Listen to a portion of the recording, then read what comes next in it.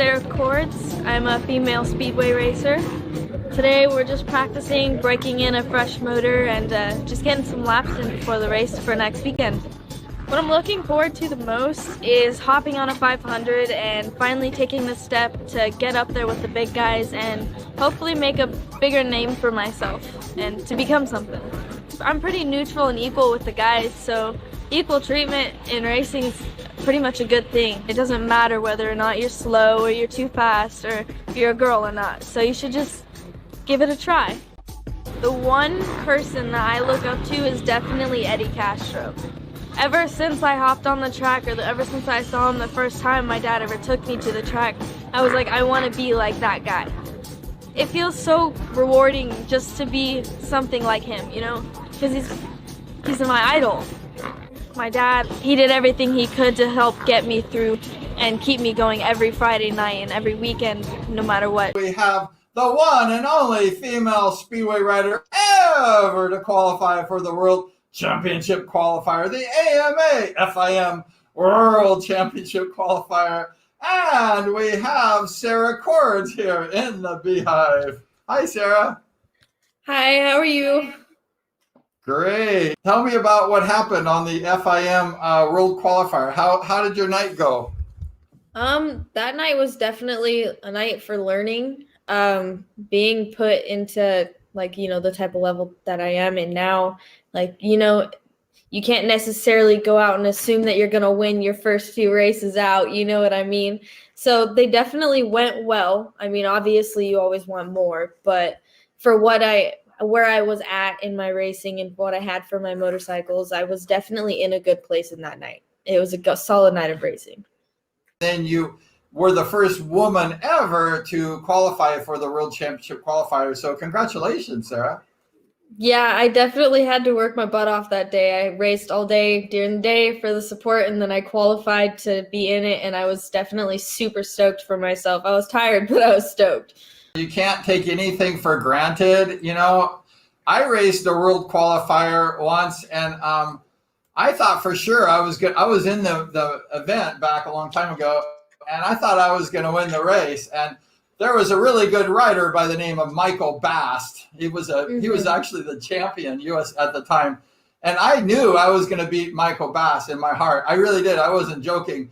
And then the tape went off and Michael just had a great start and he beat me. I got second, but you can't take anything for granted. You have to stay really focused. And I was thinking, I'm going to beat this guy, no problem. I really believe that sincerely. And he beat me. So. Yeah, whether you do or not, you got to learn something from it either way. So, yeah, you have to definitely stay focused because I think I wasn't focused, and I think that was my problem during that race. And I'm still mad that I did that. You know, I wasn't. I'm pissed off today. Can you see I'm mad? No, I'm just joking. I'm okay. And but. So tell us, Sara, like what got you interested in riding motorcycles, and how old were you? Because you're a good rider, so you must have started early. Actually, it was my dad who had gotten me into riding and stuff like that. We'd been a big desert family, so when I was around the age of 4, I had this little Honda 70 quad, and we'd just go to the desert, and I'd ride with them, and then I'd trek along, and then I graduated from then to like a little Grizzly 80 quad and then on to dirt bikes after that. But I started racing when I was 10, but it was my dad who got me into all of that. So you were 4 years old when you start going out to the desert riding the peewees and stuff like that?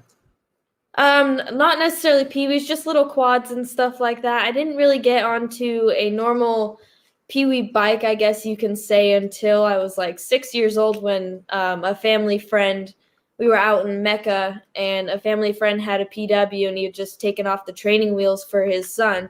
And I had lied and obviously told him that my dad said it was okay and that I could ride the bike, and I'd done it before, and I never had. And then next thing you know, I'm riding the bike, and I didn't really have any troubles. And my dad was like, "What's going on?" Because he didn't know, but that's where it started.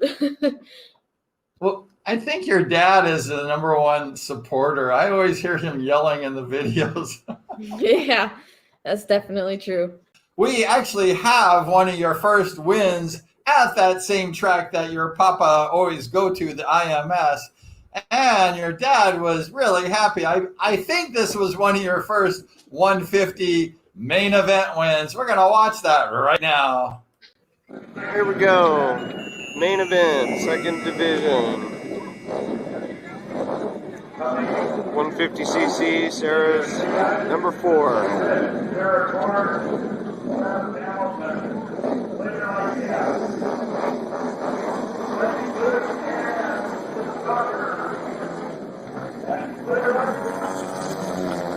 Comes right outside, so fast. Yeah! Takes the lead!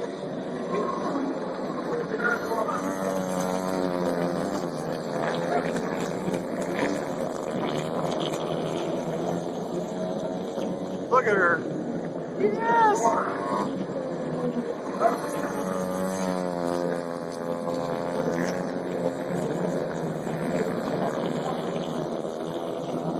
Gonna get her main event win.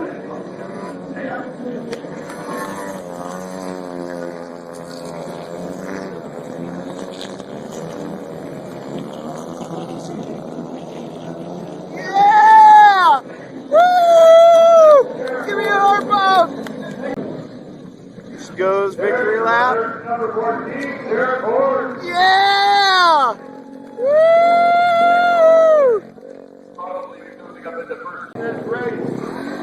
Yeah!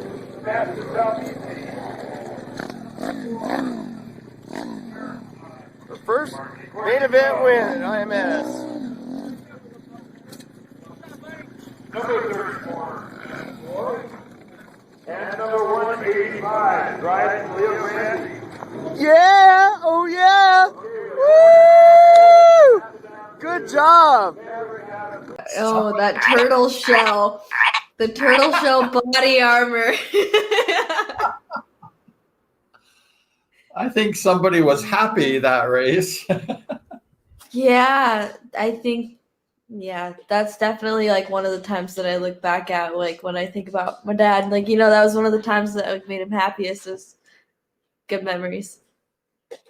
Oh, that, watching that video, it's just priceless. I mean, you see a father and a daughter, proud of his daughter. I mean, my gosh, that's like, Sarah, seriously, all the money in the world can't buy that.